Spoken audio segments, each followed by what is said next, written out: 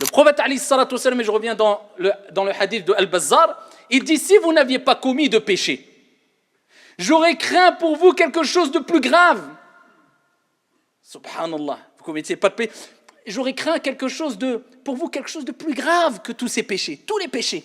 Il dit à 2 reprises, al-ujb, al-ujb, al-ujb, al-ujb. L'autosatisfaction, l'autosatisfaction. Comme s'il nous disait que c'est le pire ou parmi les pires des péchés. L'autosatisfaction. Alhamdulillahi wa kafa, wa salatu wa salamu ala al-Mustafa. Alors vous l'avez compris, le sujet porte sur al-ujb. Qu'est-ce que l'ujb? C'est l'autosatisfaction. C'est le fait de se glorifier à un tel point qu'on pense que ce bienfait-là, cette qualité prétendue qu'on a, l'action bonne qu'on a pu faire, vient de nous et fait de nous une personne qui est automatiquement meilleure que les autres. Fait de nous une personne qui a une qualité que les autres n'ont pas ou ne peuvent avoir. C'est l'ujb. C'est ce à quoi le prophète alayhi afdalus salati wa askat taslim a mis en garde.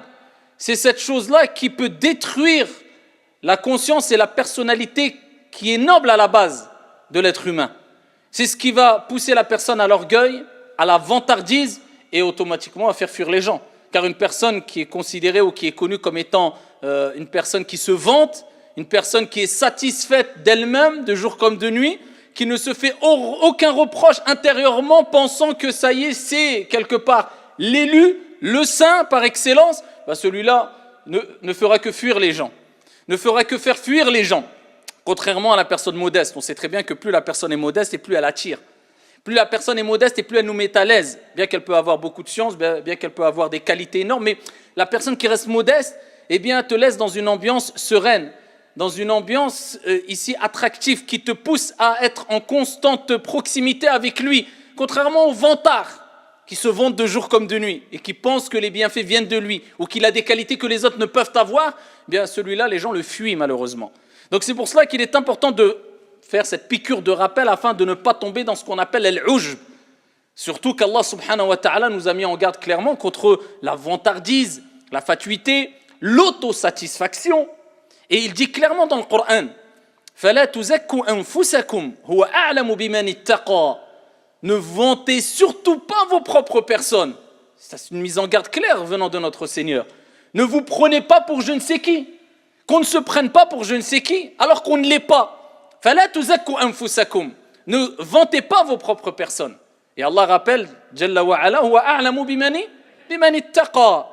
Car Allah subhanahu wa ta'ala sait et est plus à même à savoir qui d'entre vous craignent vraiment Allah subhanahu wa ta'ala, ont cette qualité, ont atteint ce degré de piété. Donc, فَلَا تُزَكُّوا أَنفُسَكُمْ. Et ce verset coranique a une portée très large, comme dit Al-Mufassirun. Peu importe quelle manière tu vas utiliser pour vanter ta propre personne, parce que maintenant, il y a 1001 manières de vanter sa propre personne. Croyez pas, que ça consiste simplement à dire « je suis le meilleur » ou « j'ai des qualités que les autres n'ont pas », loin de là. Quelquefois, ça peut être plus vicieux. Quelquefois, ça peut être beaucoup plus discret. Quelquefois, ça peut être fait indirectement. Et c'est pour cela qu'il faut faire attention à ne pas vanter sa personne de manière directe ou indirecte, de manière détournée ou de manière claire. Ne vante pas ta propre personne devant les gens. Pourquoi ? Peu importe que ça soit avec des éloges ou que ça soit avec des termes, des appellations, des noms. Moi, je fais partie des... Donc automatiquement, je suis meilleur que les autres. Tu fais quoi de ce verset, Abdallah ? Non, mais c'est pour me différencier des autres. Ah, tu veux te différencier des autres avec le bon comportement. Prouve-le que tu es meilleur que les autres. Prouve-le que tu as une différence par rapport aux gens auprès de ton Seigneur Tabaraka wa Ta'ala. À travers quoi ? Le concret. À travers les œuvres salutaires. À travers les bonnes actions. Mais pas à travers les termes. Pas à travers les noms. Pas à travers les noms de groupe. Pas à travers les appellations. Tout simplement parce que Dieu dit dans le Coran « Fala tuzakku anfusakum » Ne vantez pas vos propres personnes. Et il suit, il dit « Huwa a'lamu bimani ittaqa » C'est comme s'il nous disait « Ça ne sert à rien d'utiliser un nom pour faire de toi un pieux. Parce que ce nom-là va te pousser à vanter ta propre personne. Dieu sait vraiment qui le craint le plus, qui atteint ce degré de piété qui satisfait ton Seigneur. فلا تزكوا أنفسكم هو أعلم بمن اتقى. Et si on avait compris cela, wallahi, qu'il n'y aurait pas toutes ces appellations aujourd'hui, toutes ces étiquettes qui permettent à certaines personnes de se donner bonne conscience. C'est bon, j'ai ce nom-là, cette appellation, c'est bon. Voilà, je suis rassuré dans mon fort intérieur. Tu glorifies ta propre personne. Tu es qui, toi, ya Abdallah? Qui tu es pour glorifier ta propre personne? C'est Dieu qui glorifie qui il veut, quand il veut. Allah tabaraka wa ta'ala, il sait ce qu'il y a dans nos poitrines. Et il lit dans les cœurs. Nous, en tant qu'être humain, on ne peut lire dans les cœurs. On ne peut lire dans les poitrines. On n'a pas un matériel, on n'a pas une machine pour savoir est-ce que l'intention d'un tel est bonne ou mauvaise. On ne peut savoir si la personne est acceptée ou ses œuvres sont acceptées auprès de Dieu ou non. On ne peut savoir si la personne sera pardonnée par Dieu ou non. On ne peut savoir si la personne, en la nommant, elle est au paradis ou en enfer. Donc toi, occupe-toi de ton âme. Occupe-toi de la purification de ton âme. Et non pas de vanter ton âme. C'est ce qui nous est demandé. Jusqu'à ce que le prophète, alayhi salatu wassalam, dans un hadith rapporté par Al-Bazzar, bisanadin sahih, il dit, alors là, regardez, il met d'un côté tous les péchés. Et de l'autre côté, il met l'ujb. Il dit, si vous ne commettiez pas de péché, si vous ne commettiez pas de péché, vous imaginez, là, il met d'un côté tous les péchés, hein. Et Dieu sait combien sont nombreux les péchés et comment on peut tomber facilement et rapidement, non pas dans les petits, mais même dans les grands péchés. L'être humain, il est très faible. Reste sur tes gardes. Et au lieu de te vanter, purifie-toi.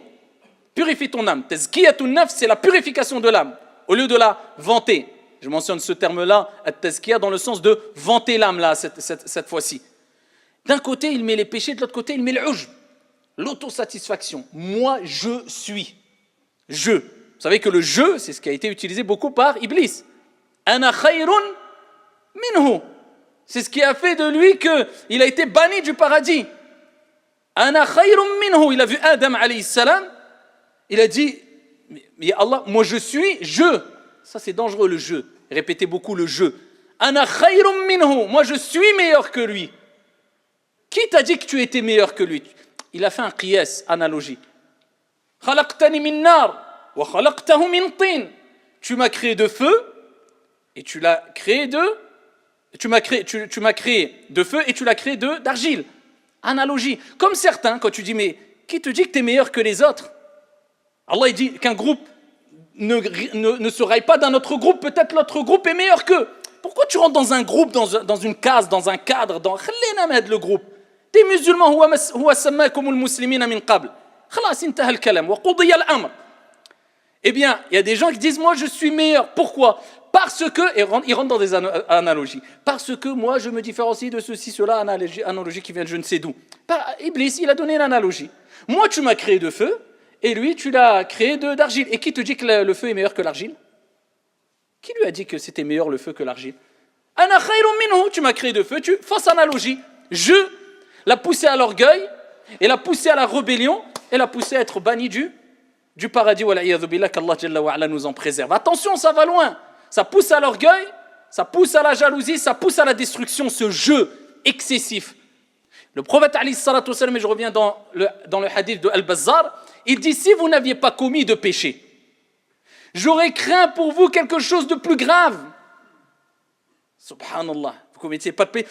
J'aurais craint pour vous quelque chose de plus grave que tous ces péchés, tous les péchés. Il dit à 2 reprises, al-ujb, al-ujb, al-ujb, al-ujb. L'autosatisfaction, l'autosatisfaction. Comme s'il nous disait que c'est le pire ou parmi les pires des péchés. L'autosatisfaction.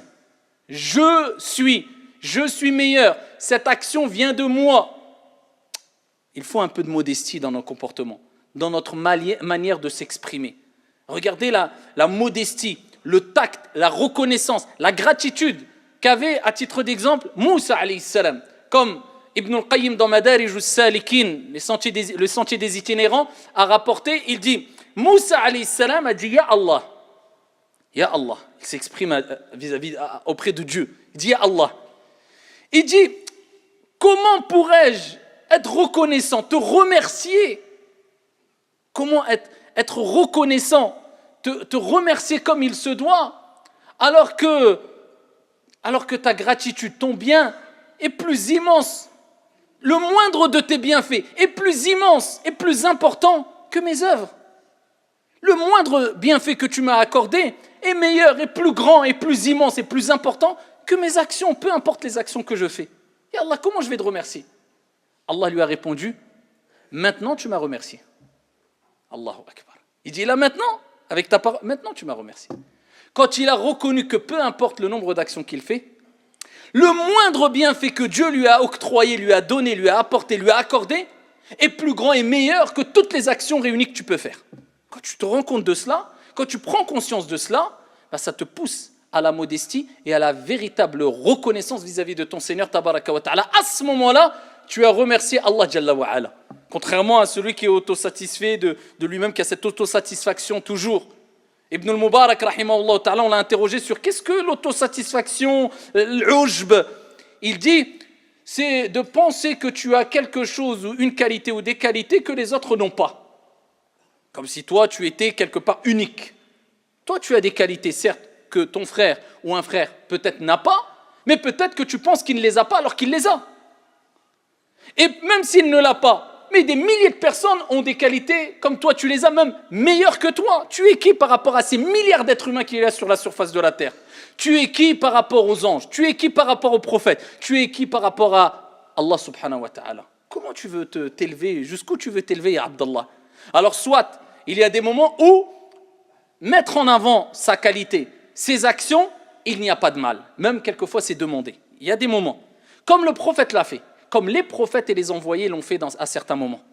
Mais il ne faut pas se tromper entre être satisfait de ce que tu as fait en reconnaissant que c'est une grâce divine. Ça vient, tu as fait des prières, tu as donné des aumônes, tu reconnais que ça vient de la part de Dieu. C'est at-tawfiq min Allah azza wa jalla. C'est ton Seigneur qui t'a assisté, qui t'a aidé, qui t'a permis de faire cette action, sans t'en vanter et prétendre que tu es meilleur que les autres. Et glorifier, vanter ta personne comme si tu étais, ou en prétendant que tu es meilleur que les autres, sans aucun intérêt. Faut savoir distinguer les choses. Et il y a le cas où tu le fais parce qu'il y a vraiment un intérêt de le faire, et c'est demandé de le faire. Et parce qu'il y a un bien visé à travers cela. Toi, tu ne veux pas le faire, mais tu dis, c'est vraiment pour atteindre cette chose-là nous est demandé d'atteindre que je le fais. Sinon, je ne l'aurais pas fait. Maintenant, après, c'est entre toi et Dieu. Comme le prophète alayhi salatu wassalam a dit, je suis le meilleur des enfants d'Adam. Il a dit, je suis le meilleur des enfants d'Adam. Premier qui va sortir de sa tombe, le premier qui va frapper et ouvrir la porte du paradis, le premier. Et il dit ensuite, et je suis la personne qui craint le plus son Seigneur Tabaraka wa Ta'ala. Il l'a dit, pourquoi? Parce qu'il se vantait, il se prétend. Non, parce qu'il y avait intérêt, c'était le plus modeste des hommes. Mais il y avait intérêt de le faire pour remettre les pendules à l'heure à un certain moment, dans un certain contexte. Youssouf alayhi salam, il a demandé, il a dit, fais de moi une personne responsable ici des choses qui concernent des terres du peuple, etc. C'était lui quelque part le ministre de l'économie. Eh bien ensuite il termine en disant, inni hafizun alim. Je suis quelqu'un quelque part dans le sens d'intègre et de savant, un bon protecteur, un bon gardien. Donc il rappelle des qualités, mais parce qu'il a intérêt de les rappeler, pour convaincre, et parce qu'il savait qu'il fallait convaincre pour avoir cette responsabilité dans l'intérêt général. Il y a des moments où il n'y a pas de mal de le faire. Et comme on peut donner plusieurs exemples, mais quand tu sais qu'il n'y a pas d'intérêt de le faire, si ce n'est de t'élever devant les autres juste pour satisfaire ton ego ou ton âme, eh bien là c'est dangereux. Jusqu'à ce que le prophète alayhi salatu wassalam a mis en garde sur le fait de faire trop les éloges des personnes. Devant eux, reconnaître les qualités d'une personne et le bien qu'une personne t'apporte, il faut le faire. Il faut être reconnaissant vis-à-vis de cette personne qui t'apporte ce bien-là. Le prophète alayhi salatu wassalam, il dit, celui qui n'est pas reconnaissant vis-à-vis des gens, il n'est pas reconnaissant vis-à-vis d'Allah. Mais trop glorifier une personne devant lui, c'est mauvais. Et si tu es amené à le faire, eh bien tu dois dire certaines paroles qui relèvent de la sunna prophétique, comme وَلَا أُزَكِّ عَلَى اللَّهِ أَحَدًا أَحْسَبُهُ كَذَلِكَ وَلَا أُزَكِّ عَلَى اللَّهِ أَحَدًا. Je l'estime ainsi. Voilà, tu rajoutes cette parole. Un tel est bien, un tel est bon, un tel a fait des bonnes choses, un tel. Mais rajoute ça. Allahu a'lam, est-ce que c'est accepté? C'est accepté auprès d'Allah? Allahu a'lam. Donc toi, tu dois rajouter quoi? أَحْسَبُهُ كَذَلِكَ وَلَا أُزَكِّ عَلَى اللَّهِ أَحَدًا. Je l'estime ainsi. Moi, je pense qu'il est comme ça. Et je ne vante personne auprès d'Allah tabaraka wa ta'ala ou au-dessus d'Allah jalla wa ala ou à la place d'Allah subhanahu wa ta'ala. وَلَا أُزَكِّ عَلَى اللَّهِ أَحَدًا. Et la personne qui reçoit des éloges, il y a des règles. On te glorifie, qu'est-ce que tu dois dire? Le prophète alayhi salatu wassalam nous a dit de dire Allahumma la tu'akhidhni bima yaqulun. Ya Allah, ne me saisis pas ou ne me punis pas pour ce qu'ils ont dit. Waj'alni khayran. Allahumma la tu'akhidhni bima yaqulun waghfir li ma la ya'lamun. Et pardonne-moi pour ceux qui ne savent pas. Regardez la modestie. On te glorifie, tu dis Allah, ne me châtie pas pour ce qu'ils disent. Et pardonne-moi pour ceux qui ne savent pas. Parce que toi, on te glorifie, mais ils ne savent pas. Tu vas glorifier qui? N'importe quelle personne que tu glorifies, sache que quand personne le voit, il va faire sûrement plus de péchés que quand les gens le voient. Et dans tous les cas, qu'il le voit ou pas, il fait des péchés. Tout le monde. Donc, il te doit, c'est un impératif de dire pardonne-moi pour ceux qui ne savent pas. Et tu termines avec Ya Allah, fais de moi une personne meilleure que ceux qu'ils pensent de moi. Voilà. Ça, c'est pour t'habituer à vivre toujours avec la modestie, at-tawadu', et sans te prétendre pour être je ne sais qui. Et pour terminer, ne vous trompez pas aussi.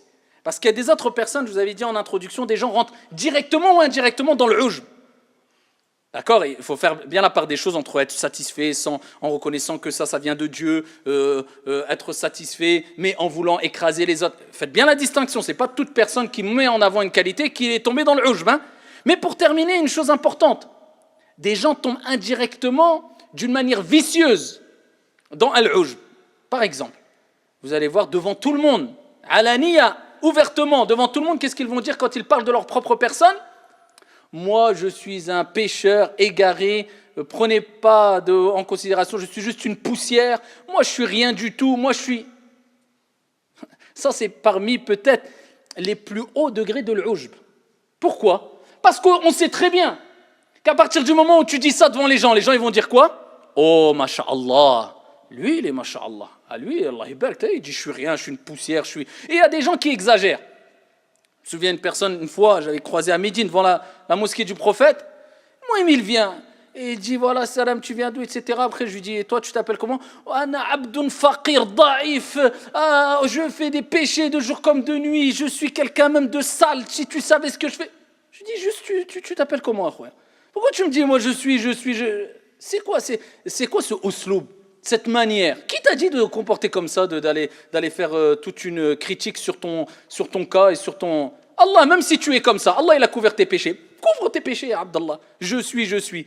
Et Al-Hasan al-Basri, rahimahullah ta'ala, c'est pour ça qu'il dit.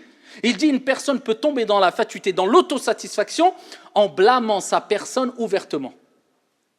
À force de dire trop devant, bien sûr, ça ne veut pas dire aussi que si une personne blâme son âme ouvertement une fois, il est tombé dans le ujb. Mais celui qui le fait trop, eh bien, on ne lui recommande pas du tout. Ton âme, blâme-la en privé. Ouvertement, quand on te fait des éloges, tu peux rappeler, écoute, crois pas que je suis comme ça, modestement, moi je fais sûrement peut-être même plus de péchés que toi. Moi je suis faible comme tu es faible, il n'y a pas de problème. Mais dire, voilà, votre frère devant vous, la poussière, égaré, tordu, qui fait des... C'est quoi ce cinéma-là? Et ça, c'est tombé dans le ujb aussi, c'est tombé dans l'autosatisfaction. Et c'est ici cela qu'a mentionné Al-Hasan al-Basri quand il a mis en garde sur le fait de tomber dans le ujb de manière quelque part vicieuse ou de manière indirecte. Donc faites très attention à cette maladie qui est l'ujb, l'autosatisfaction. Si tu as fait des bonnes actions, demande à Dieu d'accepter ton action. Certains parmi nos ancêtres, parmi les pieux, parmi les savants, disaient, si j'étais sûr que Dieu avait accepté juste une prière de 2 rak'at, juste une prière, j'aurais souhaité mourir. Si je savais juste qu'Allah il a accepté 2 rak'at, j'aurais souhaité mourir. C'est pour ça quand on lit la vie des compagnons, des ancêtres, des tabi'in, quand on dit mais c'était des humains ou pas? Quand on voit le sacrifice qu'ils ont fait, le sacrifice énormément, c'est-à-dire qu'eux ils vivaient, ils s'amusaient, ils prenaient du bon temps, mais ça pour eux c'était un plus. Nous maintenant on a fait de l'amusement, du rire, de la détente, la règle principale dans nos vies, de temps en temps, bon j'ai le temps d'aider, bon ouais, j'ai le temps, j'ai peut-être 10 minutes, hein. Voilà, je vais aider un peu. Oh, bah, j'ai le temps d'aller faire un tour à la mosquée pour prier. Ouais. Oh, bah, tiens, je vais pas pour prier. Bah, tiens, je dois aller voir un tel. Ah, tu vas à la mosquée pour voir un tel ou pour prier? C'est quoi ton intention? Tu crois avoir la récompense de la prière? Si tu as mis ton intention, c'est pour rencontrer un tel, parce que j'ai le temps. C'est quoi pour toi? C'est une option ou c'est la règle de base? Faire le bien c'est une option ou c'est la règle de base? Être au service des gens, c'est quand tu as le temps ou c'est la règle de base? Parce que tu sais qu'à la base, on est créé pour être au service des gens, pour faire le bien, pour adorer notre Seigneur, tabaraka wa ta'ala. Faut faire un réglage. Et quand tu te compares à ceux qui nous ont précédés, tu dis, on est très très loin. Comment nous, on peut oser parler de ce genre de sujet sur le minbar? Parce qu'on ose se glorifier, nous, alors que, avec notre niveau, alors que là, les paroles que je vous cite, c'est les paroles des montagnes qui ont tout sacrifié pour le bien de la communauté, pour que nous, aujourd'hui, on soit en train d'adorer notre Seigneur en sécurité, de manière apaisée et sereine. Et aujourd'hui, on a à peine la motivation, comme je dis souvent, d'aider pour l'intérêt général de la communauté ou pour satisfaire notre Seigneur tabaraka wa ta'ala, parce qu'on a fait de la religion pas une pratique honorable, mais une corvée. Illa man rahim Allah. هذا وصلوا وسلموا رحمكم الله.